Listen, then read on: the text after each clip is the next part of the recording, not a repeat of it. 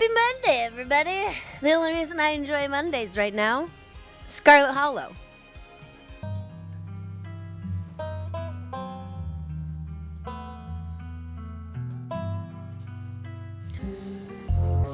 Sunshine filters in through the dusty windows of the estate as the dull aches of last night's activities throb in and out of focus.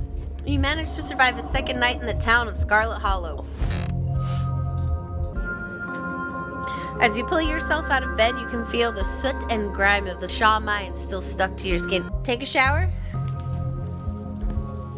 Oh! I forgot how awful this bathroom was.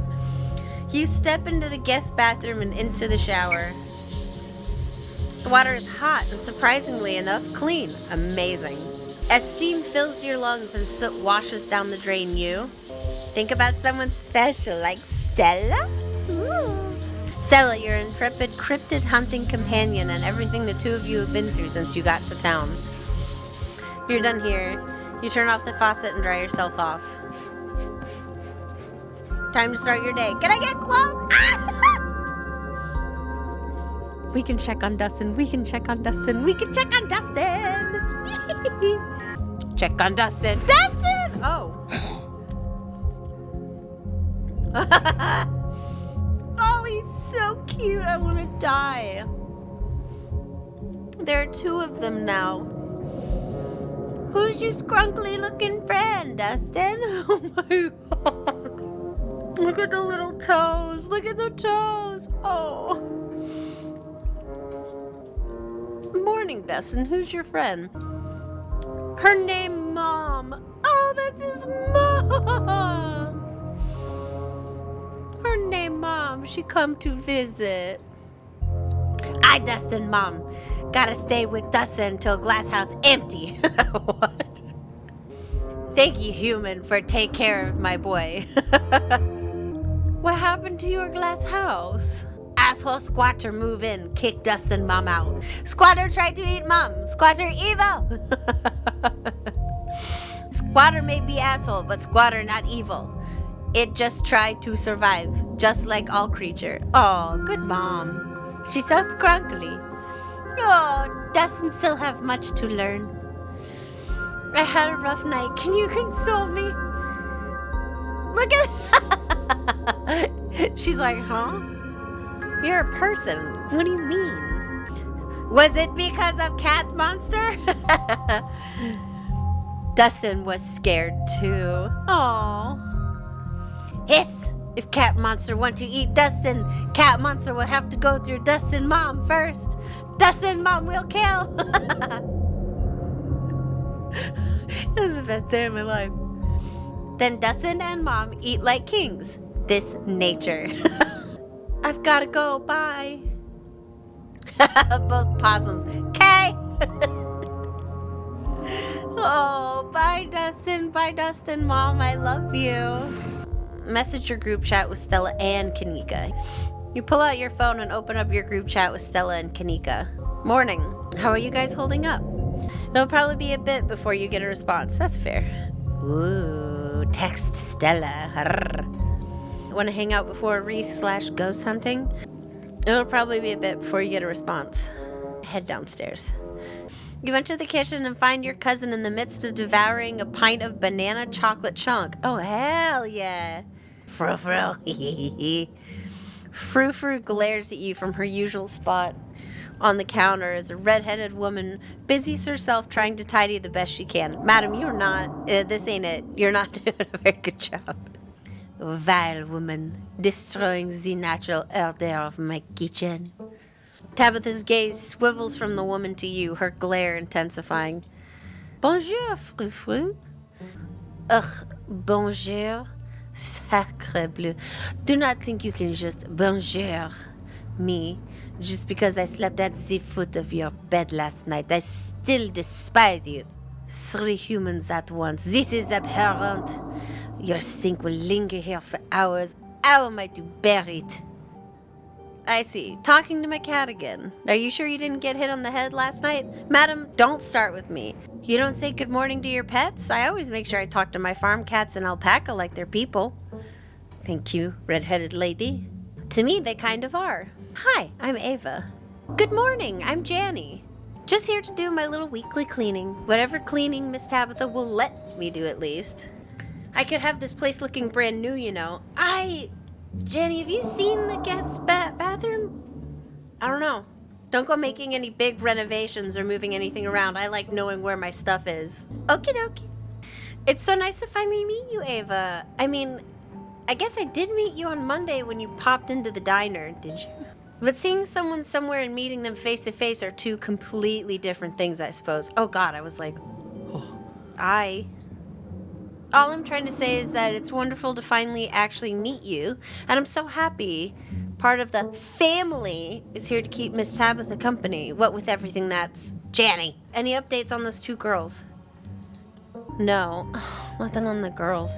Look, you did the right thing last night. Oh, she's being nice? Tabitha takes one last spoonful of ice cream, then discards the empty container, turning to you with her trademark scowl. Let's get going. I've got an errand to run in town, and every time I've left you here alone, something terrible's wound up happening, so you're coming with me. You know what? Actually fair.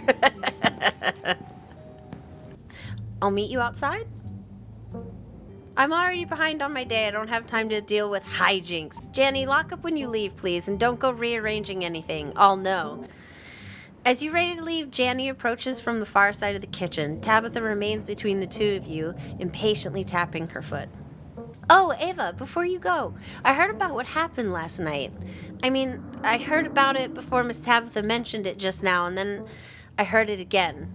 Okay, I just wanted to say that I'm sorry you got caught up in that. I'll be praying for those poor kids. I can't imagine how scared they must be. Have you seen any weird creatures around town? You know, now that you mentioned it, I've been hearing some folks talk about weird creatures, but I haven't seen anything myself, no. Unless you count whatever massive rats have taken up residence in the church. My little tulip keeps pretending they're her little fairy friends or something, taking nibbles out of her trash, but my husband's put out some traps, so hopefully that will be dealt with soon enough. I'm going to stop the two of you right there. Ava, I'm busy and not in the mood to stand around waiting while you played Nancy Drew with my cleaning lady right in front of me. We're leaving. Bye, Janny. Alrighty then. Be safe out there, you two. She's so nice. Oh. Tabitha practically drags you from the estate, one hand clasped firmly around your arm. She continues to drag you all the way into her car and from there into town. The ride to town is uneventful. Your cousin's unsurprisingly more focused on the road than on making conversation. As per usual. Alright, we're just popping into the general store for a few minutes. After everything that's happened the past 2 days, it's nice to just go on an errand. Exactly. You and Tabitha turn as the door to the general store bursts open. A flustered Kanika exits, shouting behind her. Fine, okay. Keep coddling him. Keep letting him get away with stuff you never would have let me so much as think about. I'm sick of carrying this family. Kanika storms off, the door slowly drifting shut behind her. Ugh, other people and their drama. If more people kept things to themselves, they'd be a lot happier. I think it's healthy to express yourself. Tabitha's eyes narrow as her gaze pierces through you. We're burning daylight. Come on already. The bells of the general store chime as you cross the threshold. The smells of old wood and steamy herbal tea flood your senses, making you feel instantly at home. Good morning, you two. Hope you're doing well after last night's activities. Morning. Is the new blend ready? Of course. Ava, if you'd like to keep Miles company, Tabitha and I will be just a minute. Can I have some tea? Oh, sure, if you're willing to wait a bit. I wasn't expecting to entertain, so I didn't put any water on. I'll go and do that now. Never hurts to have fresh hot water on hand. Can we get this over with first? Of course, priorities. Sybil motions for Tabitha to follow, and they both disappear into the tea room, closing the door behind them with the tinkling of bells. Oh, do we try and listen in? Let's be daring. You walk up to the door of the tea room to listen in. Subtle. Shut up, Miles. Longer than you'd hoped, but Sybil pauses, and a moment later, you hear footsteps move to the far end of the tea room. If she and Tabitha resume their discussion, their voices are too soft for you to hear. God damn it. It isn't long before the tinkling of bells interrupts your attempted listening session to announce another patron. Oh, excuse me. Wait, you're Ava, aren't you? Whoa, that's a big boy. Jesus.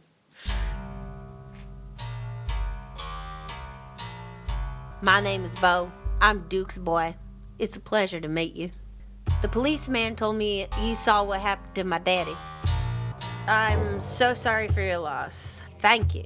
The policeman said he might just be out hunting somewhere, but me and my mama both know he ain't coming back. Mama's pretty broken up about it. I'm trying to hold it together since I'm the man of the house now, but it ain't easy. Me and him was supposed to bring Big Betty to the state fair this week, but now he's gone. And as of this morning, so is she. Big Betty is? So I suppose if I'm not going to the fair, I may as well make myself useful and get out in the woods to look for what's left of my daddy. Oh God, imagine. You was there, right? Could you tell me where to look so I can try and find him? It's dangerous up there and go poking around. I ain't a stranger to what these hills have to offer. Daddy always said I wouldn't have nothing to fear so long as I learned how to use my fists. So he taught me how to do all that. Those woods might still get scary sometimes, but I reckon there's no better way to show my daddy I've learned those lessons than to go out there and find him. Your dad was killed by ditchlings. They're monsters that show up when something bad is going to happen, and they're the things that have been stealing your chickens. I ain't never heard of a ditchling before, but whatever they are, they won't stop me from trying to find him. Is Big Betty one of your chickens? Nah, she ain't a chicken. Big Betty is our prize pumpkin. She was a big lady, too. I'd expect she was at least 2,000 pounds. Not too easy to move something like that. 2,000-pound pumpkin? Could be she rolled off down a hill, but I can't be looking for her just yet with everything else that's been going. It's not like, if that one rolling down a hill, it would make the news. It's a boulder made of gourd. Have you seen anything strange on the farm the past couple days? Not really, no, but I've been awful busy with everything that's still been happening. Them chickens keep disappearing, though. I can't tell you where he is. It's not safe.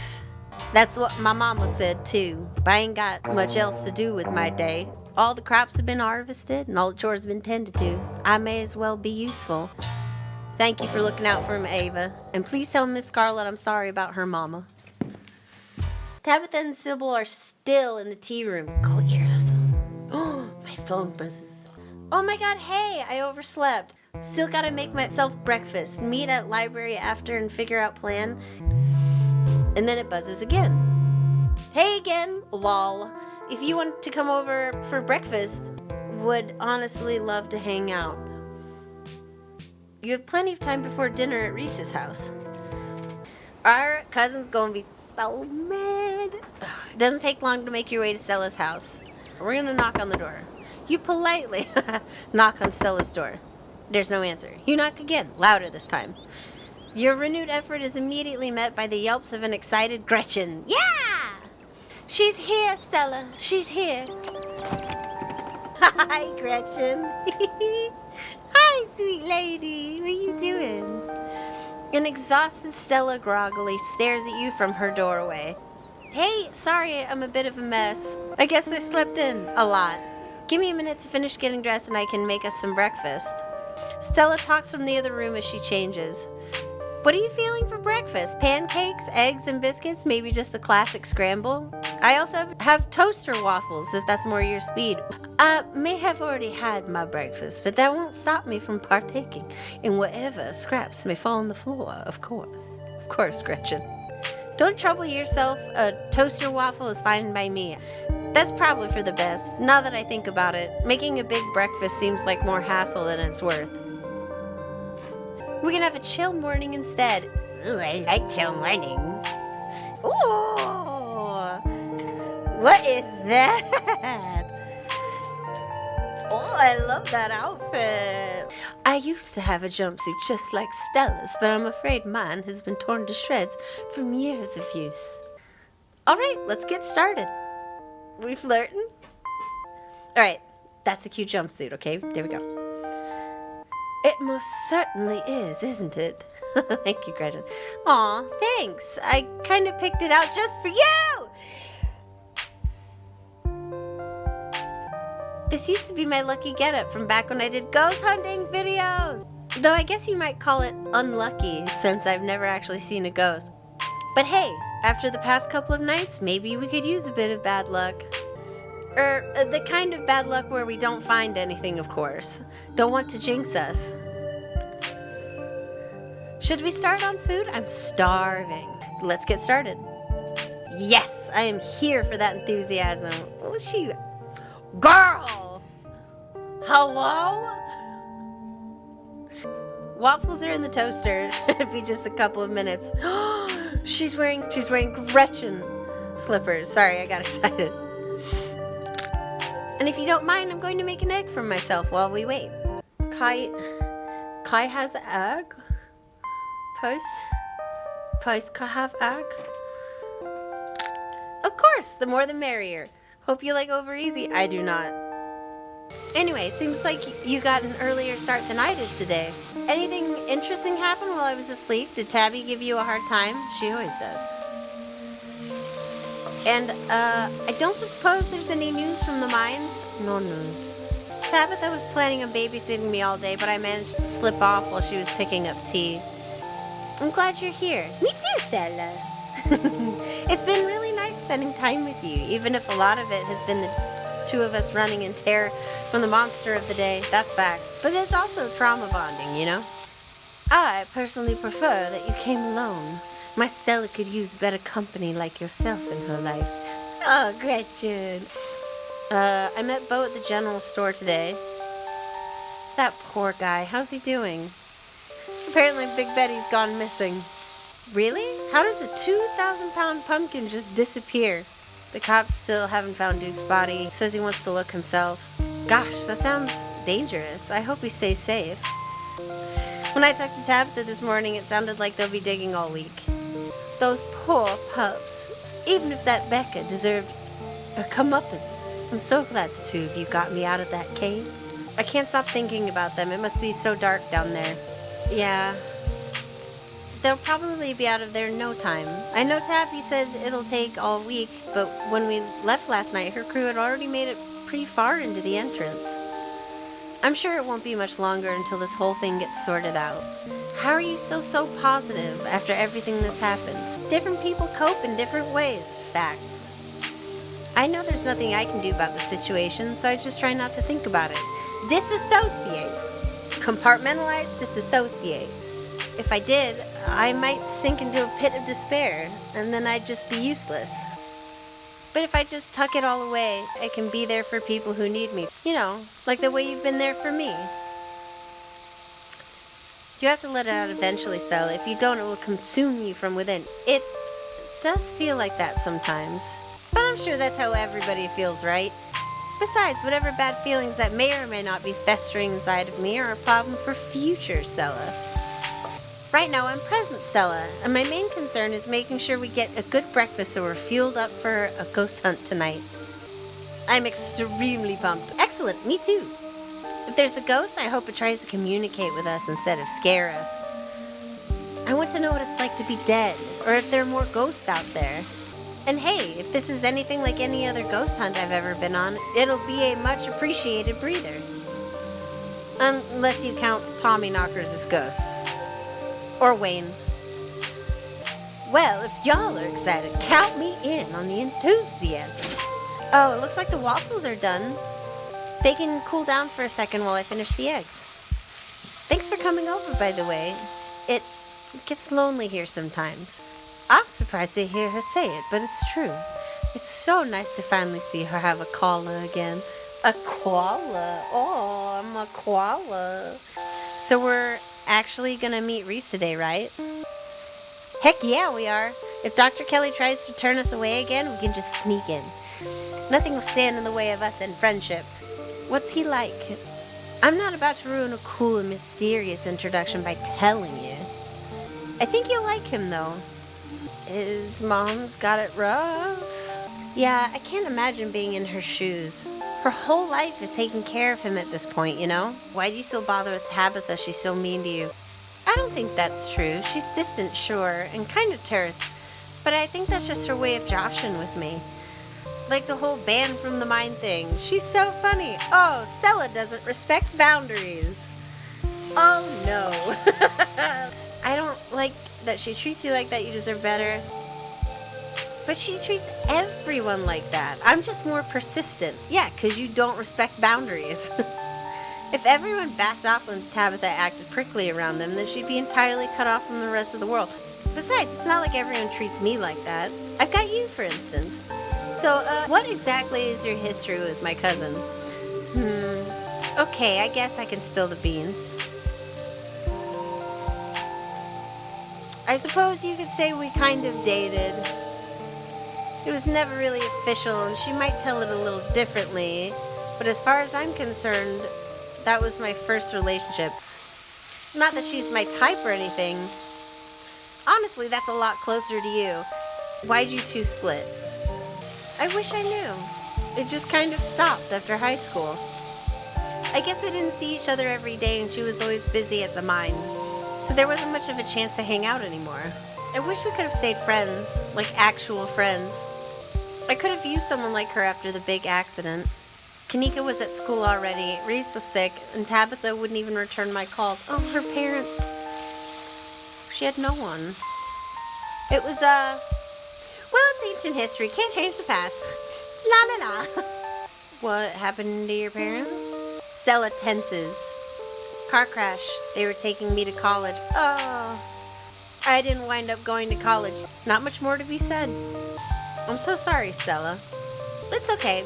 It happened. Nothing I can do about that. Can we, talk about something else, though?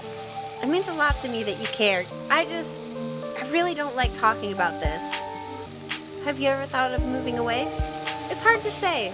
This house means a lot to me. This town means a lot to me. And I haven't had to think about where to live or where to go. But I guess I could see myself leaving for the right reasons. Or the right person. Ooh. You and Kanika seem really close. Yeah, it's nice that she's back in town, but I wish it were under better circumstances. She's so busy with the store, too. I don't know how she does it. It's been nice hanging out with her more the past couple of days. Though, again, better circumstances would be nice. If you're lonely, why not hang out with Avery? Oh, that's a good question. I guess I just don't know them very well. I grew up with Reese and Kanika and Tabby. Even you don't seem like a stranger, what with who you're related to. Avery moved here a few years ago, kind of close on the heels of all that stuff with the accident. So I guess I wasn't really in the right headspace for making new friends. I do go to their parties, but now that you mention it, it is weird that I haven't thought to try and hang out with them outside of that. I should text them sometime. Quietly wait for breakfast to finish. Looks like we're all done. If the two of you wouldn't mind saving me just a couple of scraps, that meal smells absolutely delectable. Sometimes all you want is a waffle and some eggs. I'm so glad you came over today. I've been having a little bit of a hard time sleeping the past couple nights. I'm sure you can relate. I think I needed a nice slow morning like this, just hanging out with you. As you and Stella start to dig in, you're interrupted by a phone alarm sounding off. Oh shoot, I almost forgot. It's Mayor Jimmy Day? If they're even still doing that after last night. I wonder how far the news has spread. Either way, it's a good excuse to meet up with Oscar and start talking ghosts. Gretchen scoffs at the mention of Mayor Jimmy. Mayor, my rear end. I certainly never voted for him. Gretchen says she didn't vote for him. Well, of course she didn't. Gretchen's a dog. Dogs can't vote. Stella falls silent. Maybe they should, though. How would that even work? Little paw prints? Ah, never mind. I'm getting ahead of myself. That would be really cute. Let's scarf this down and head on over. I'll make sure to bring some biscuits for the mayor. Biscuits? I can't believe Stella's bringing the good stuff for that lowlife. Biscuits? But we didn't make biscuits. Don't worry about it. Shall we? You and Stella make your way to the library. It's busier than usual. A small crowd has already formed in a corner of the main foyer. Now we're just waiting on Kanika. Thank God we have something to do this morning. My family's been driving me nuts. Yes, the whole gang's here. I've been waiting to introduce Ava to the mayor for, like, the entire time I've known her. It'll be worth it. Trust us. All right, shall we?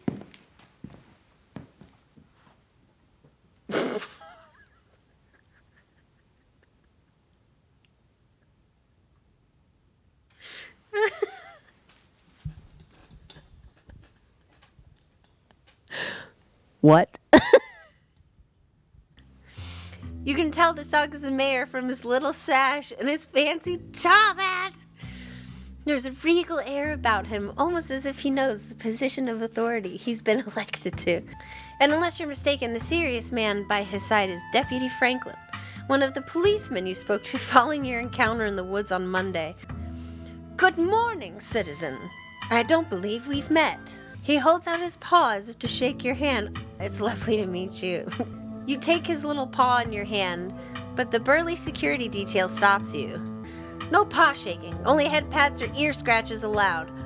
I must apologize for my security detail. He has my best interests at heart, but he can be a little gruff at times. Hey, aren't you Deputy Franklin? Not when I'm off duty. The mayor scoffs. Off duty, the services you render for me are more important than your police work. You still haven't found Duke's body. What are you even doing here? Like I said, I'm off duty, and I don't make a habit of discussing official police business with out-of-towners, and especially not with the suspicious out-of-towners. Now, let's hear the stranger out. Tourism is part of this town's lifeblood, after all. Hey, Ava hasn't done anything wrong. I was there. Yeah, lay off of her. This discussion is over, both of you. Now meet the mayor like a good citizen and move along. Mr. Mayor, something very serious going on in town. Murmurs stir in the crowd behind you as you relate the danger to the mayor. Of course, the pet disappearances. I have been made aware of the situation. But what do you expect me to do about it? It's autumn. That's tourist season in Scarlet Hollow. I can't turn away the lifeblood of this town, not with the mine faltering the way it is. There was a mine collapse last night. We don't need any more news of disaster coming out of Scarlet Hollow. Do you understand? So you know there are monsters laying eggs in the local animals and you're just going to let it happen? Laying eggs? Don't be ridiculous. I'm sure whatever is causing these disappearances is just a bear or a mountain lion. We've all smelled them up in those hills. They'll move on soon enough. This is a southern town. Plenty of people are armed around these parts. They'll take care of the problem before it gets out of hand. And in the meantime, it's best not to cause a panic. I'm a pillar of this community. It's my job to project strength to my constituents. Gretchen is just, she's not buying it. I've heard just about enough from you, Jimmy. Look at you, putting on a show in front of your adoring fans, while the dogs of this town are snatched up by monsters in the woods, hoping the humans will clean it all up after you.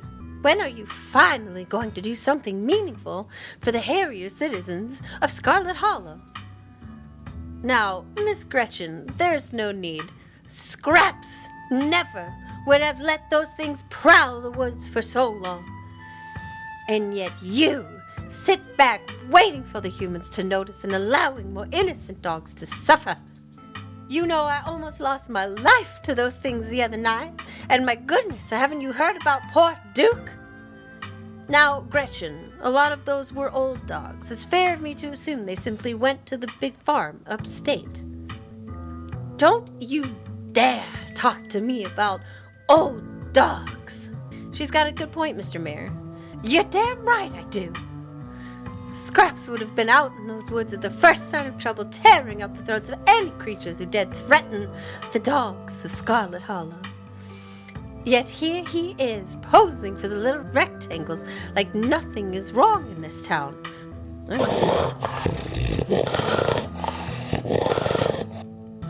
Gretchen squirms in Stella's arms, straining to get at Mayor Jimmy. Hey, whoa, Gretchen, calm down, old girl. You're going to pull a muscle. Mr. Franklin, I think now's a good time to dispose of this riff-raff. Miss Richmond, I'm going to have to ask you and your dog to step away from the mayor. I should have known better. These two have never been able to get along. Okay, bye.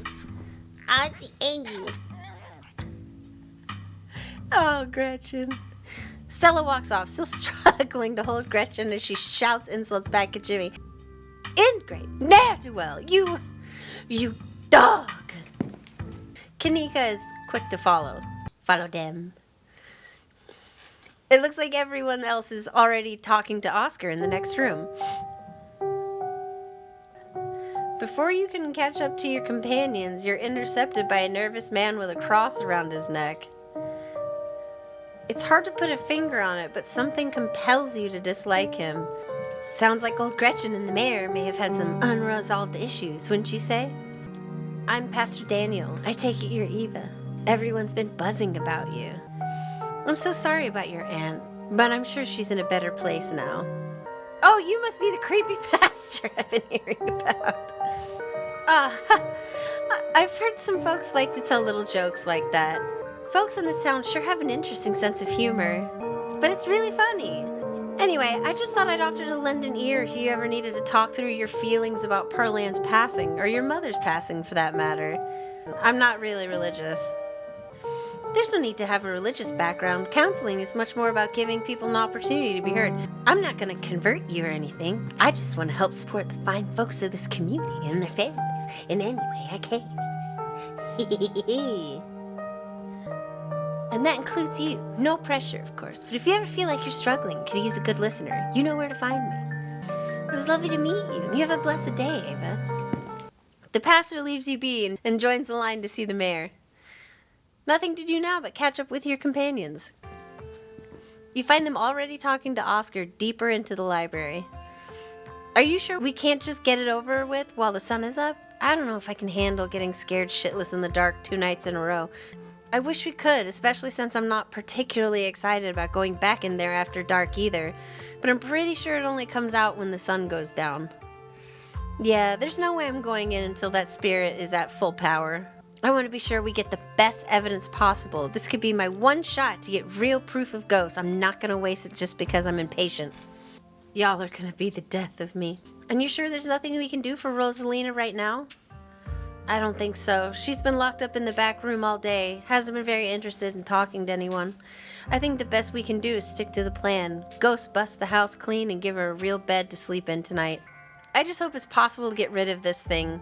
This is a pretty serious ghost infestation. Is that what you called something like this? I believe it's called a haunting. But ghost infestation also sounds good. I suppose we're the ghost hunters, so we can call it whatever we want. That's true. Anyway, I'll be bringing all the ghost hunting supplies anyone could ever need, so we should be set on preparations. The only thing y'all need to bring is an open mind. Don't worry, Oscar, we'll fix this. Heck yeah, we will! Yeah, whatever this is, we'll get to the bottom of it. Tonight. Thanks, guys. I really appreciate it. Well, if we're not doing the hunt now, I guess we should head over to Reese's? Absolutely. Come on. Ava, time to bother our friend. I'm gonna get back to it. See y'all tonight. Time to go. So I finally met Pastor Ooh. Oh, look at their faces. Immediately fell. It was only a matter of time until he tried to pull you aside about grief counseling. When my dad died, I had to ban him from the general store for a week. He wouldn't stop leaving these little pamphlets at the checkout. I don't know where he finds so many. Y'all are right, his vibes are weird. Glad you feel the same way.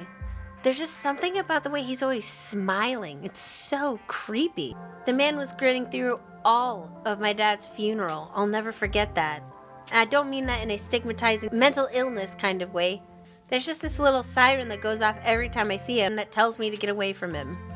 That's exactly how I would describe it too. The whole town feels the same way. Now that I think about it, he must be pretty lonely. He can look for friends somewhere else. I wonder if the pastor's curse? I felt something odd when he came up to me, and the way everyone dislikes him seems excessive. Unnaturally excessive. I know this is weird coming from me, but not everything in town has to be spooky for supernatural reasons. Sometimes people just give off bad vibes. Agreed. We're allowed to dislike him even though he hasn't done anything wrong. That we know of. So, about the mayor. You should vote for Scraps next election. That's who Gretchen supports. Wait, how do you know about Scraps? Can you actually talk to animals? I've always liked Scraps. Gretchen's got good taste. Invite Avery? Oh, yeah, totally. I don't know why I hadn't thought of that. I'm sure they'll get a hoot out of it. Yeah, I can't say I mind having a calming presence with us tonight. We won't be much help to Oscar if we start jumping at our own shadows. Cool, I'll text them on the way over to Reese's. The three of you leave the library for an early dinner at Reese's. You once again find yourself in front of Reese's house. A cold hesitation grips you as the building looms over the hilltop. Though it's only early afternoon, it feels much later, the sun already sinking behind the tall mountains that surround Scarlet Hollow. We're a little early. What if Dr. Kelly yells at us? There's no such thing as early when you're hanging out with friends. That's just extra time you get to spend together. Okay, but what if she yells at us? It's too late. The door swings open. Hey! Oh, look at those fingernails, sir. Whoa. Reese! Oh my god, dude, it's been ages. You must be Ava, right? I've heard a lot about you. Stella's been relentless about making sure I got all the Ava updates. My goodness gracious. There's something that smells terribly off about that boy. Get away from my Stella, you fiend. Gretchen starts yelping at Reese, straining against Stella's grip as she tries to get between them. Are they here already? Ruh-roh. I knew you'd show up early, Stella, and you brought the dog. Great. Yeah, I thought she might cheer Reese up. I don't know what's gotten into her all of a sudden. The dog stays outside. But it's okay, Stella. We can let her chill in my van for a bit. I'll run the AC and leave her some treats. You know I always have some of those easy-to-chew dog jerky stashed away. The gumption. This is a violation of my rights. But we go everywhere together. Do you want to come in or not? Kanika nervously tugs Stella away towards her van. You keep her safe from that monster, Ava, you hear? You don't let a feather of harm fall on my darling Stella. Well, what about you, Ava? Are you coming in? Yeah, I'll just go in. You follow Reese and Dr. Kelly inside. Stella and Kanika aren't far behind you. The house feels cold. Not only is there an odd chill in the air, but the building itself feels too sterile, uncomfortably tidy to the point where you're nervous to touch anything. If it weren't for the aroma of store-bought dinner rolls baking in the oven and the unsettling artwork hanging on the walls, you'd be half convinced you're wandering into a real estate showing. So, how can I lend a hand? By sitting down at the table and not puttering around in my kitchen. I made sure everything was done well in advance, so the only thing left are the dinner rolls, which shouldn't be long. Then we have a quick dinner, and you can leave my house and go on about your business. But I was kind of hoping to see Reese's new art. We still have time now, right? You aren't seriously considering subjecting your friends to your disaster of a room, are you? It's not that bad. You can still see the floor. Dr. Kelly raises a single questioning eyebrow. I don't mind a little mess.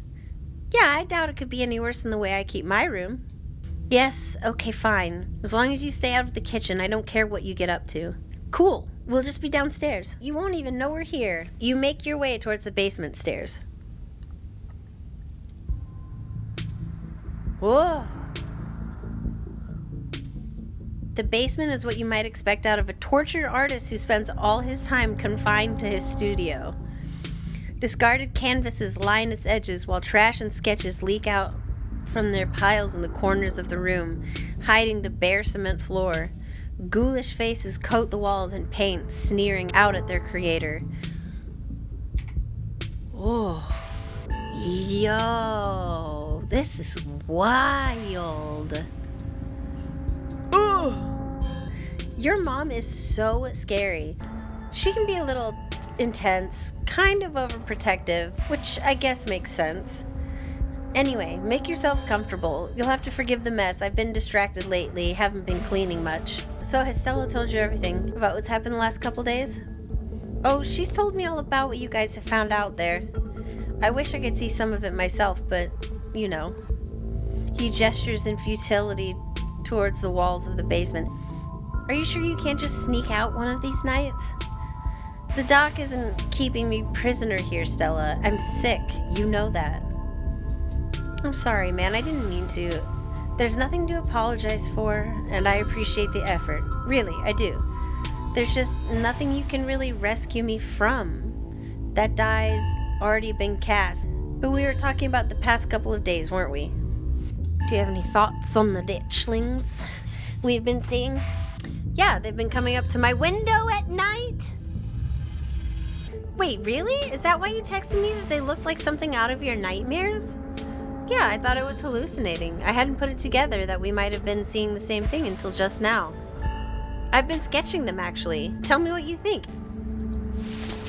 He pulls out a sketchbook from one of the piles in his room. Okay, that's exactly what I saw on my way home last night. What does it mean that they've been lurking around here, though? I don't know, but I like the company. They're kind of beautiful in a sad way, if you ask me. Agree to disagree with you there. Those things are gonna be stuck in my nightmares until the day I die. Do you think the town is doomed? I think everything is probably doomed at some point, but I guess that's answering a different question. Do I think the town of Scarlet Hollow is on the brink of collapse?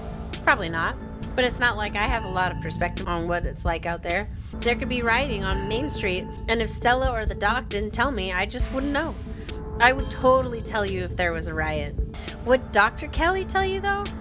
I mean, yeah, I'd hope so. But the point I'm trying to make is that other people are my eyes out there. What do you think of my cousin? She was always so distant and mean. I probably would have thought she had it out for me personally if she wasn't like that towards everyone. Or if I thought she even knew my name. But people change. Maybe she's nicer now. She's still terrible. You guys just never took the chance to get to know her. She's actually really funny and sweet. I'll pass, thanks. What do you think is going on with Wayne? Who? You know, that guy who's been following Ava around being all ominous? Oh yeah, that slasher creep. I appreciate the classic Jason vibe he has going on. Here's hoping he doesn't live up to the look for all our sakes. Your mom really looks out for you. That's one way to look at it, I guess. It's possible she's gotten a bit of an edge lately. I think my condition has been stressing her out a lot. It used to be something she thought she could fix, but I think she's kind of accepted that it's just something we have to manage. But even if she is a little harsh, she means well. It's like you said, she's just looking out for me. Though I guess I have to wonder if isolating you from your friends is really looking out for you. I don't think... Does she do that? She did turn us away yesterday. You came by yesterday? She didn't tell me. I was probably just asleep. She must have forgotten to mention it. I don't know if I would call that isolating. She didn't want me to wake up. I don't think that's her being controlling or anything. Not to cast any doubt on that, but she did say I couldn't bring you any food. She knows that's how I show my friends how much I appreciate them, and she knows I can work around all kinds of allergies and intolerances. Not gonna lie, it felt weird. I don't know, my body's pretty particular when it comes to food. She just prefers to have full control over what I eat, so... Oh, okay, maybe that does sound controlling. Yeah, but it's for a good reason. If I eat the wrong thing, it could really mess me up, so she has to regulate my food. What are you sick with? Sorry, Reese, Ava is pretty direct. We don't have to talk about your illness. It's okay, I've come to terms with the way the rest of my life is gonna be. You're so macabre, Reese. You make it sound like you've been sentenced to death. You haven't, right? Not exactly. No one really knows what's wrong with me, but it's been getting worse. I can barely keep most food down. My skin always itches like there are worms crawling underneath it. I could live for a long time or a short time. No one's sure. But I'm definitely not going to get better. Whatever time I have left is going to be miserable. Oh, see? This is no way to live. So I've done my mourning. My best years are behind me. My future is unknowable. But one day I'll wind up in a pine box, just like everyone else, and I'm okay with that. Dang, Reese, I may be goth, but that's some real nihilistic shit. We'll make sure to come by more often from here on out. Friendship heals all wounds, right? Thanks, guys, but you really shouldn't worry about me. I have my art. I'm doing fine, really. There must be something the doctors can do for you, even if it's just helping you deal with the symptoms. The doc upstairs has consulted with a lot of specialists. I've tried a lot of medications. Sure, some have been able to alleviate the symptoms, but then they always come with their own fun side effects. It wound up being a question of picking which set of discomforts I wanted to deal with. I settled on constant nausea and vomiting and a persistent itch I can't scratch. It's manageable. As long as I can still paint, I don't care. I could never deal with that. What is that? And hey, it isn't all bad. Some of it is just weird, like this. Sir! God. Stop it. Reese pulls on the skin of his arm. It stretches unnaturally. Put it back. Put it back. Oh, it snapped. Why? Hyperelasticity. Kind of cool, right? Yeah, great. So happy you did that in front of me without any warning. Whoa! Does that not hurt? Nope, it feels fine. Like I said, it gets itchy under the skin sometimes, but I don't know if that's the elasticity, the medicine, or some other part of my condition. Your art. Each piece exudes a sickening miasma.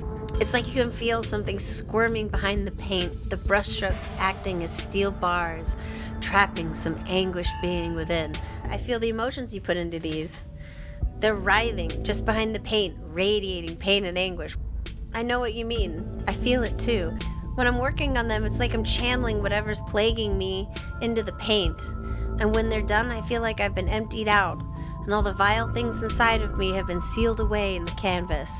That's why I make so many of them. Sometimes when I return to a piece, it's almost like I'm offering an invitation for those feelings to slither back under my skin. There are some pieces I can't even look at. I hide them until I forget they exist. I'd rather not let those particular feelings back in. It sounds kind of like therapy? That seems healthy?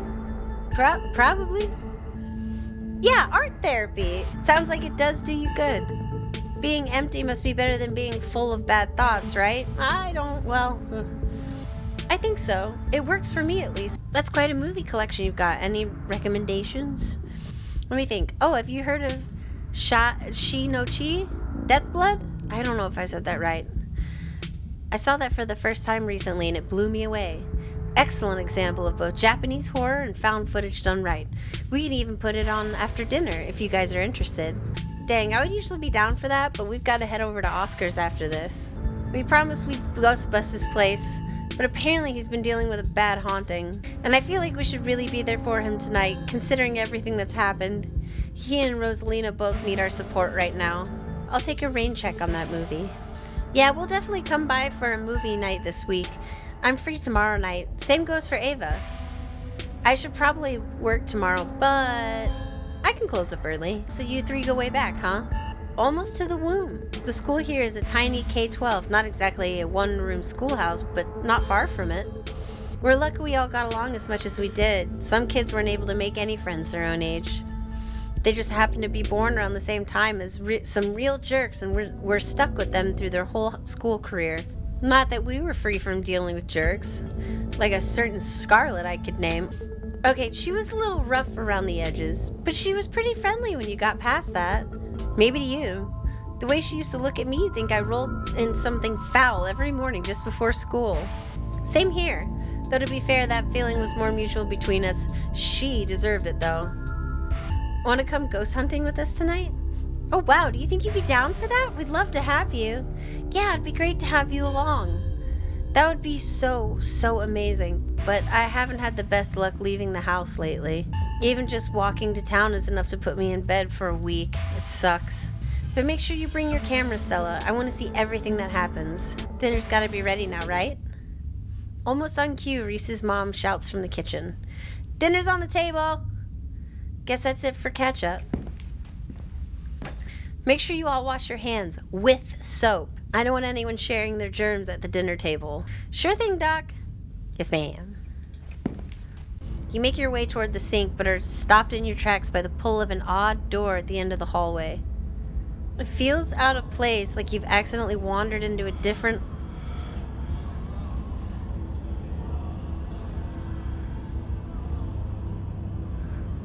older house. But more than that, you feel something radiating out from behind it. Something dark and cold. You felt this before in the dusty tunnels you so narrowly escaped last night. An oppressive hum like a muted scream heard through layers of rock trying to draw you towards it. You feel lightheaded. You are compelled to approach the door, drawn in as if hypnotized. Something wants you to find it. Open the door, open the door, open the door, open the door, open the door. Okay. What if we... Oh, it's all... snap yourself out of it. Open the door. Before you know it, the door knob is turning in your hand, your heart full of both deep dread and a compulsive need to know what might be on the other side. What do you think you're doing? Well, looking for the bathroom? So you passed by the open door that's clearly a bathroom and went snooping around? Come on, get washed up. Everyone's waiting on you. Return to the door. You won't let her interrupt you. You need to know what's behind the door. Oh, no, you don't. Come on, wash your hands and sit down. She grabs you by the shoulder, yanking you away. You do as she says, cleaning up under her watchful eyes and allowing yourself to be ushered back to the table and away from the door. Dinner is already laid out. Dinner rolls, spaghetti, and a light salad. Kanika anxiously picks at her food. Stella is nervously talkative, and Reese is suddenly quiet and tense, his shoulders tight as his mother perches on the chair next to his.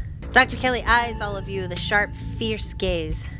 She sits opposite you at the far end of the table, her features silhouetted against the light of the setting sun in the window behind her. Pills. She slides a few tablets toward Reese. He obediently swallows them. This is excellent, Dr. Kelly. Is the pasta sauce homemade?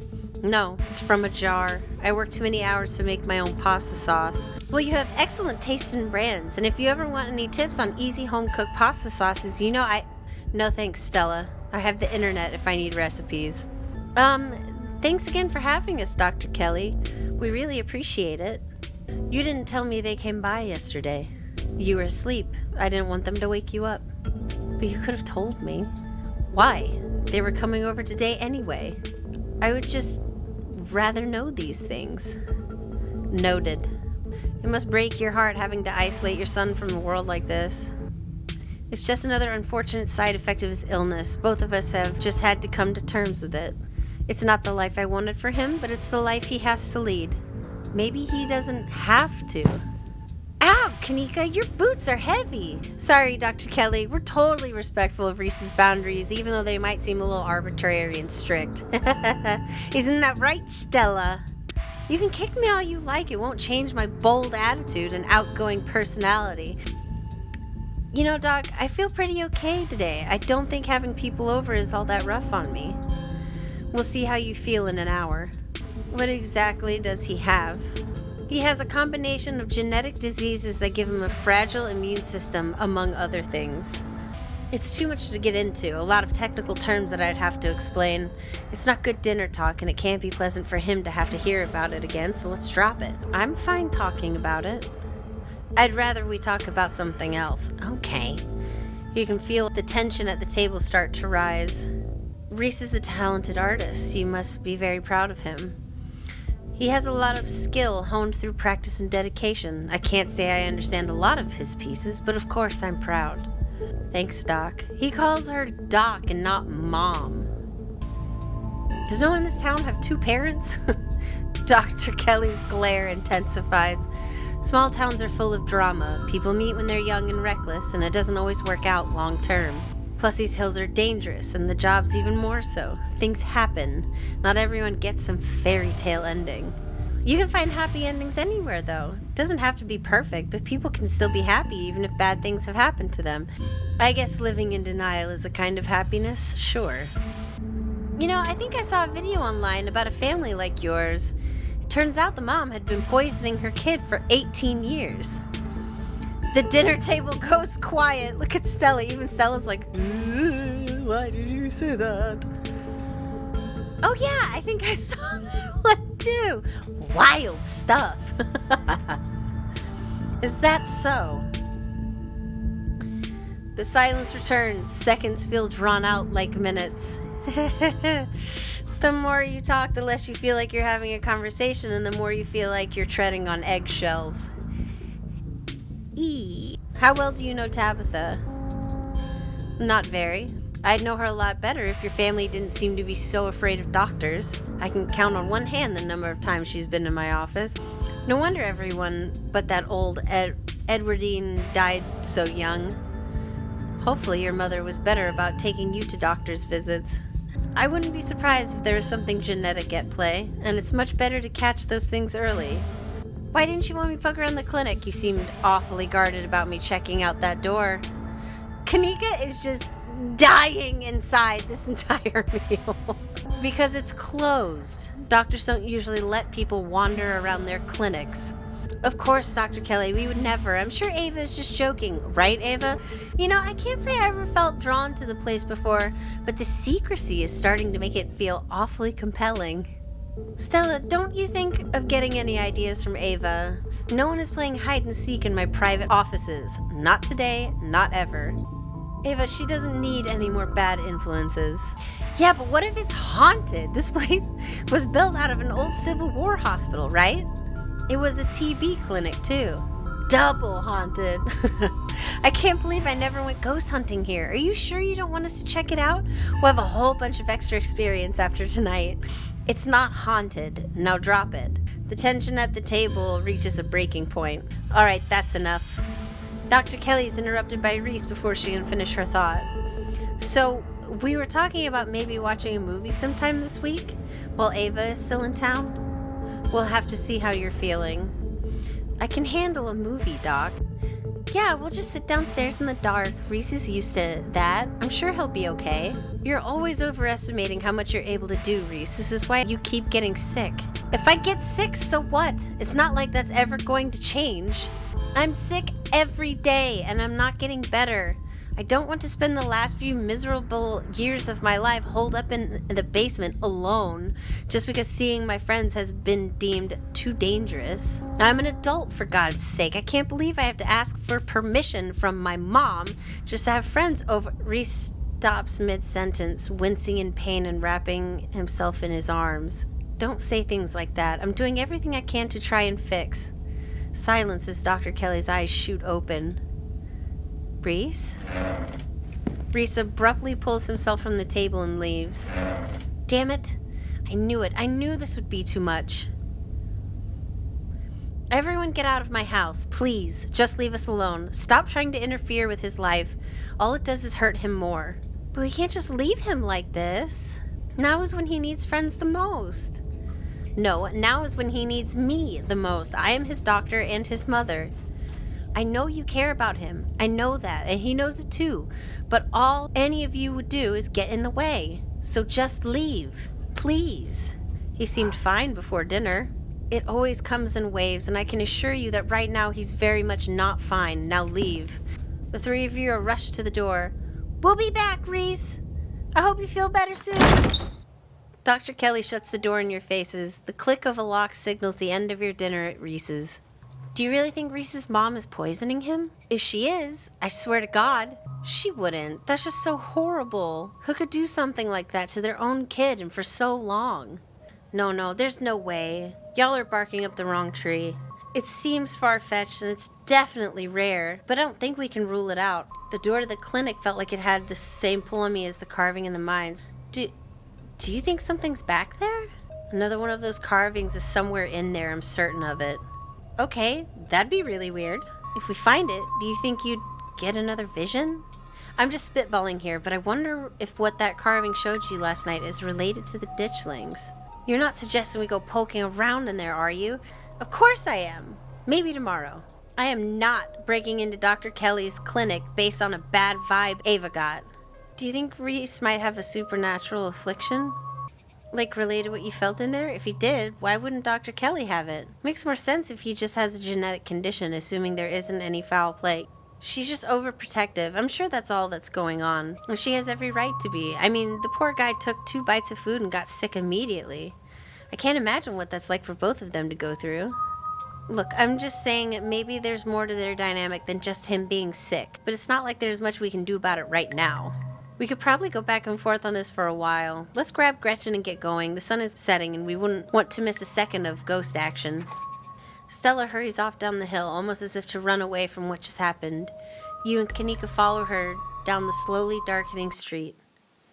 Lit by the orange hues of the setting sun, the library feels different. What was once a quaint building in a small town now stands as an imposing structure, its walls holding something that stares back at you with menace. Maybe Stella is right. Maybe ghosts aren't real, and the rest of tonight is going to be a pleasant break from the events of the past few days. I don't think so.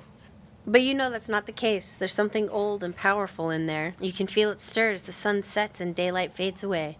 Enter the library.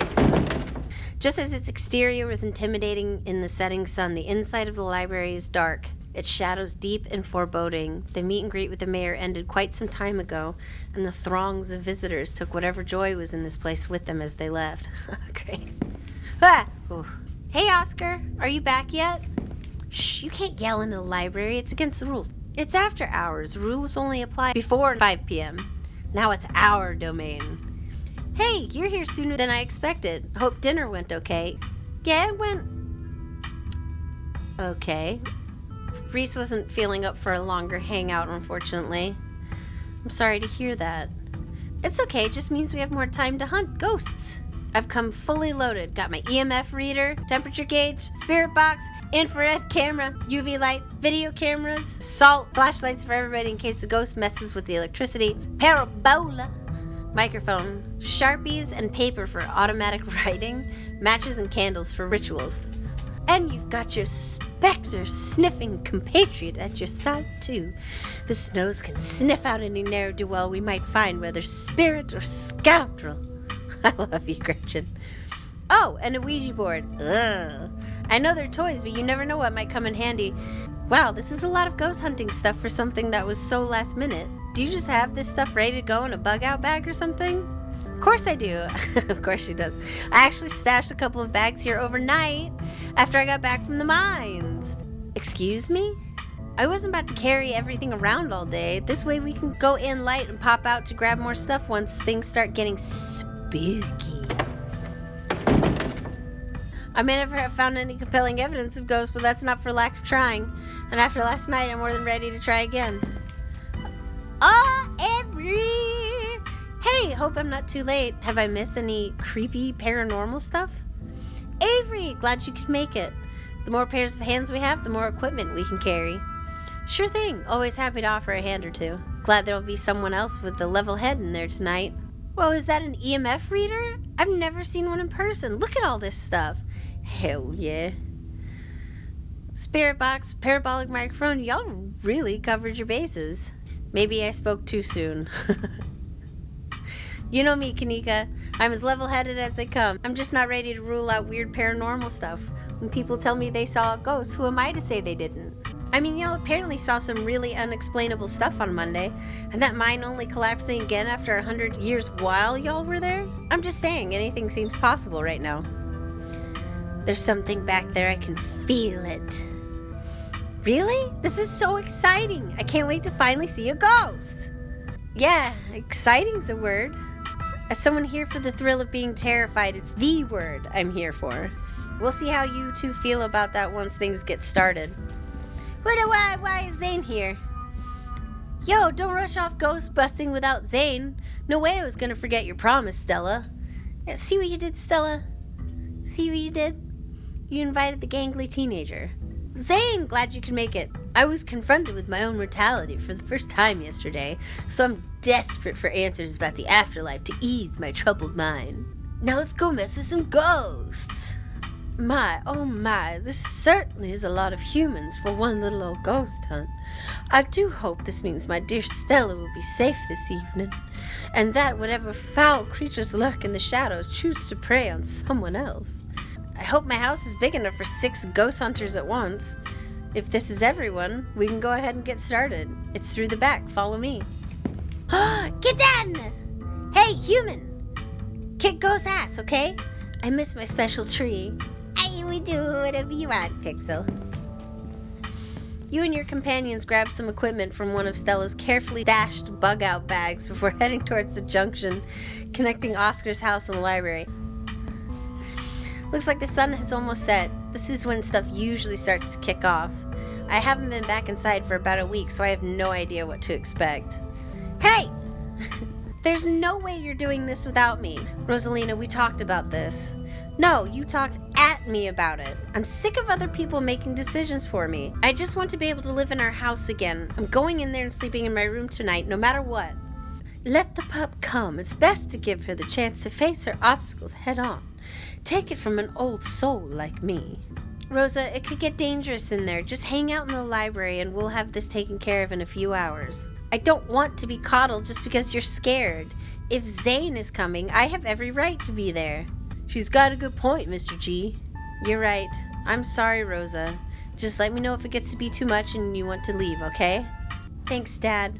Now let's get our house back. You all cross over the threshold and enter Oscar's living room. Family photos line the walls and stacks of books sit comfortably on wooden furniture. And there's that feeling again, like the mines, like the door to the clinic. A dusty, suffocating, dizzying feeling. Something is in this house, though whether it's a ghost or something worse, you cannot know. Okay, looks pretty normal for now. I don't remember that picture being on the floor, but that could have been non-supernatural. None of my equipment is picking up anything around the picture. But I'll set up a camera just in case it falls again. Could be important evidence. You might want to save your cameras for Rosalina's room. That's where I've seen the ghost manifest. I wonder if the ghost will even show with this many people around. Oh dear, could someone please warm the air back up? My joints are creaking in this dreadful chill. Ooh, is it just me or does it suddenly feel colder? It sure does. I definitely feel that. Same. I've got chills. The temperature gun says it's actually a couple of degrees colder, but that's normal. Rooms and hallways are sometimes colder than other parts of the house. Whoa, a genuine cold spot. I gotta snap a pic for posterity. What are you gonna take a picture of, Zane? Is that it? This isn't very scary. Wait, Rosalina, if the ghost mostly manifests in your room, shouldn't you have seen it? I've only seen the stain? Dad made me switch rooms with him way before we moved out. I wasn't about to let my daughter sleep in a haunted bedroom. I spent most of my nights on the couch before we set up shop in the library. Even if there's something back there, I'm not scared of it. I'm mad at it. Alright, gang, I think we'll cover more ground if we split up and search for clues. Oh, if that's the case, then I call dibs on Ava. No, absolutely not. I think we all know how that would go. Ghost or no, splitting up is always a recipe for disaster. Yeah, you're probably right. If we discover a ghost here, we should all discover it together. That's not exactly the angle I was going for, but okay. Yo, once we find the ghost, how are we gonna get rid of it? Like, how does one bust such a thing? Well, my ghost hunting kit has symbols from every major religion, assorted holy books, a bunch of salt, and some jars. For ectoplasm. And if worse comes to worse, we can always use the Ouija board to politely ask it to leave. That sounds like fun to me. We might as well try it, right? What's the worst that could happen? We make the ghost mad and it gives us more evidence? Sounds like a win-win. I think I'd rather not take the chance. One ghost is enough to deal with. I don't much like the thought of opening a door for something worse. Very well said, Oscar. Wow, you've never been this superstitious, Dad. This ghost really has you freaked out. Okay. Let's head to Rosalina's room. Follow me. This is where I've seen it. It appears on top of the stain. Do you mean this massive blood stain?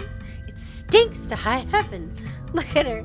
It's icky. Yuck, I don't like it. Weird. I'm not getting anything. It's not even cold. It's the same temperature as the living room. Nothing on EMF either. Then your equipment is wrong. The stain is definitely paranormal. I've scrubbed it out too many times to count. It just keeps coming back. It's just a stain, Dad. Can't we just cover it back up? I don't mind sleeping in here. Maybe we have to scrub it out first. Oh, good idea. If y'all are offering free carpet cleaning, be my guest. The stain is an attempt at expression. There are no words, no decipherable patterns, but you can still feel it. A cry for help from something that has lost its voice. Gretchen says it's a blood stain. Ghost blood. Or it's just a rusty pipe leaking all over your floor. I think that'd be a bigger problem than what Ava and Stella are suggesting. I don't know, ghost blood sounds pretty intense. Have y'all ever tried ripping up the carpet to see what's causing the stain? The government owns this house. There's no way I'm leaving a big red stain in their carpet. I made sure it was pristine every morning. Besides, I also kind of assumed it was ghost blood, which it is. What if there's something written under there? Only one way to be sure. Stella excitedly starts tugging at the corner of the carpet. Are we digging? Let me help. This is my area of expertise, after all. Yeah, get it, Gretchen. Oh dear. You're doing the government a favor, really. We'll cover it for you. You don't have to sweat it. Stella pulls back the carpet, revealing a hatch, the floor around it stained in reddish brown. Okay, Maybe I don't want to sleep in here. We're going down there, right? Of course we are. This is even better than finding a message. But there's no basement in this house. At least we weren't told about a basement. And look, all the red stuff is coming from underneath. Oh yeah, this is super haunted. All right. You got a basement chock full of ghosts. I can just feel it. Still no readings though. None of the equipment has made a sound. Of course not. Y'all know last month was super rainy. It's clearly been a long time since anyone stepped foot in the basement or crawl space or whatever it is under that hatch. There must be a leak that flooded the whole area under the house. The water dissolved the caulk around the edge and leaked through to the carpet, and it's red because North Carolina has red-ass dirt. As simple as that. It's not mud, it's blood. Human blood. I tested it. Maybe you tested it wrong? It can't be blood, right? Whatever it is, I need to know what's down there. I need to know what's been under my bed all these years. Yeah, there's an old hatch in the floor that someone tried to seal up. We're not leaving until we've explored every nook and cranny. Have you considered they may have tried sealing it up because it's unsafe? Uh-oh. Do you think the flooding could have made the house unstable? I'm all in on ghost hunting, but I don't know if I could crawl into another dangerous crevice. I'm going for it. Ah, Greg's like...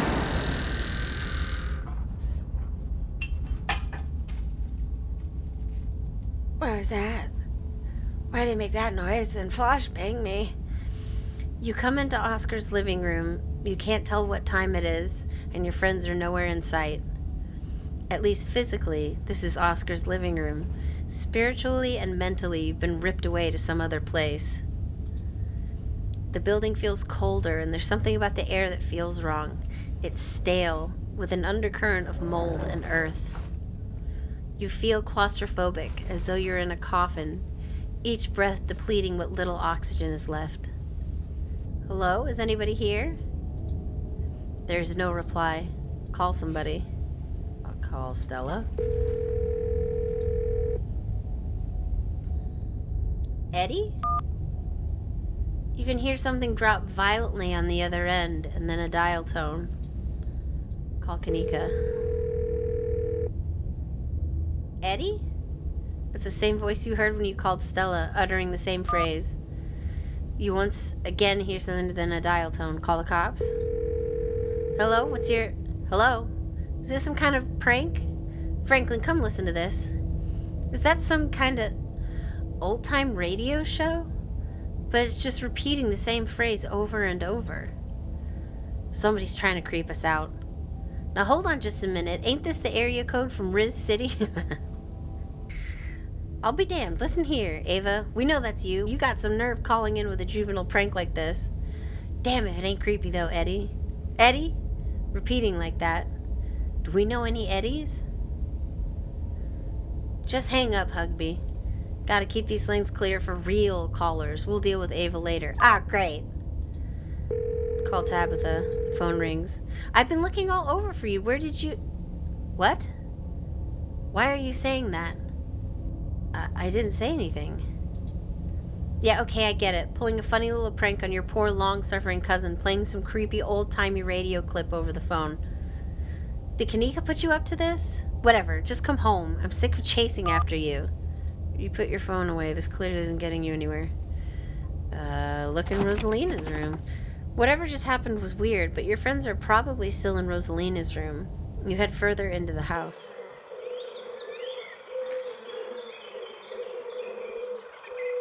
Something isn't right. It feels like late summer afternoon. The air is warm and wet, and the scent of flowers drifts in the breeze.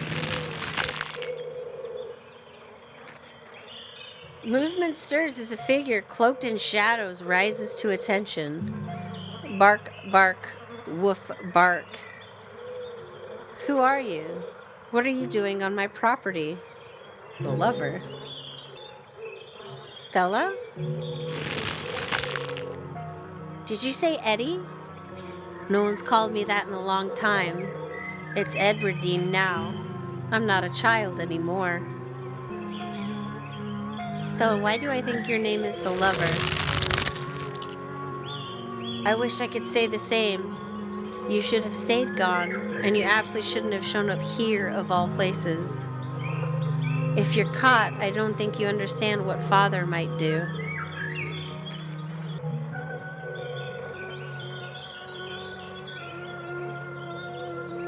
Arf, arf. I can't. It's not that easy for me. My brothers were sent to Normandy, and now I'm only Scarlet left besides Father. I have responsibilities, Charlie. Gretchen, can you still talk to me? Silence from the dog. You should just get out of town while you still can. Whatever you came back for, it's not worth it. You're right. What I came back for isn't worth it, but you are. I won't leave the holler without you. If you change your mind, I'll be around, Amran.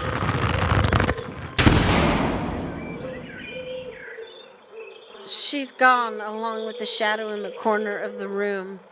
You're alone again in this strange garden. Follow her. You follow the narrow path through the foliage. As you step forward, a single door, standing solitary in the middle of the garden, appears before you. Enter.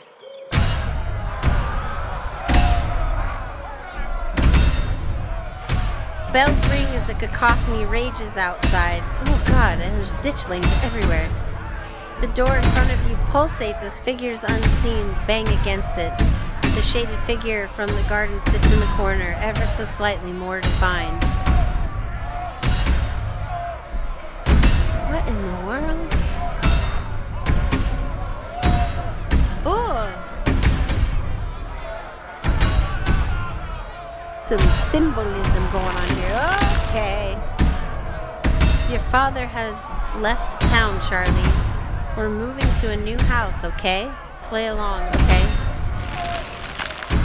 He can't come back. We've got to live somewhere else now. But that'll be fun, right? There'll be new kids to play with. You can show them your little dolls. Hurry, sweetie. We don't have much time. No, she can't come. I never want you to say her name again. Do you hear me? We aren't friends with the Scarlets anymore. Oh God, they're outside. Are those torches? We don't have time, Charlie. We have to go right now. The mother is whisked away, leaving you behind in the empty room. As she departs, the front door stops pounding and opens into a beckoning white void.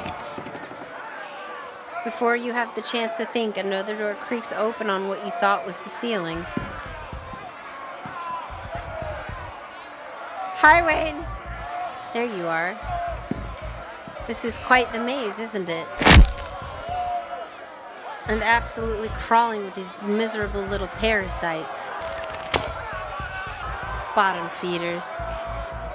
How did you get down here? I followed you in. I'm never very far behind. As he approaches, the smell hits you. Sweating, suffocated flesh with a tinge of the saccharine and stomach-churning scent of decay. Shall we find the end of this little maze? Walk forward into the void.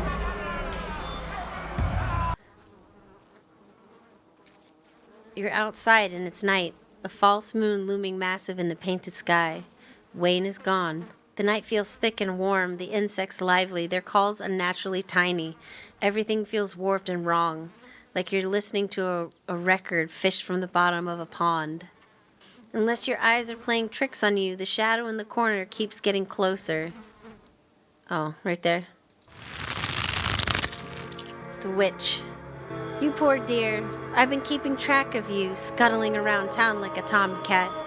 You've fallen hard for Miss Edwardine, haven't you? You quietly let the figure continue.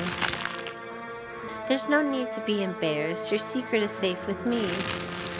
You know, I never did approve of what the Scarlets did to your family, and what it did to the two of you young'uns. Childhood sweethearts. Just think how lovely it would be if you could just be happy together. That's what you want, isn't it?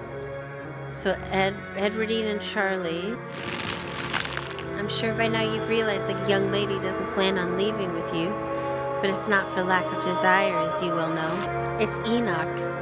Even if you dragged her over the the town limits, his hold over her would make sure neither of you were ever happy again. Just think of what happened to your poor mother and father. Do you want that to be the two of you? We would never be like them. We love each other. My mother just loved his money. As soon as it was gone, so was she. And then all she loved was booze. Me and Eddie aren't like that. The powers at work here are stronger than your love could withstand. You need to break the bonds holding her here. Then you can both go free. No more misfortune, not for you, not for anyone else bold enough to step foot outside the holler. The witch mime's handing you something, though her hand is empty.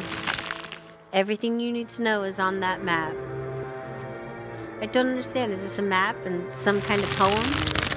That's where you'll find them. You need her there, then read what I've written down, and be careful. Good luck to both of you. I hope you get your happiness. So it's like a map and a spell?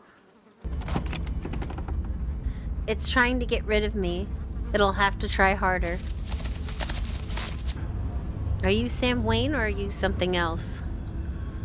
The body that stands before you is Sam Wayne. I thought you wanted me to stay at the estate where it's safe. Now you want me to piece together a mystery. What changed? Events have started that cannot be stopped. What are you? I'm a friend. Do you know the way out?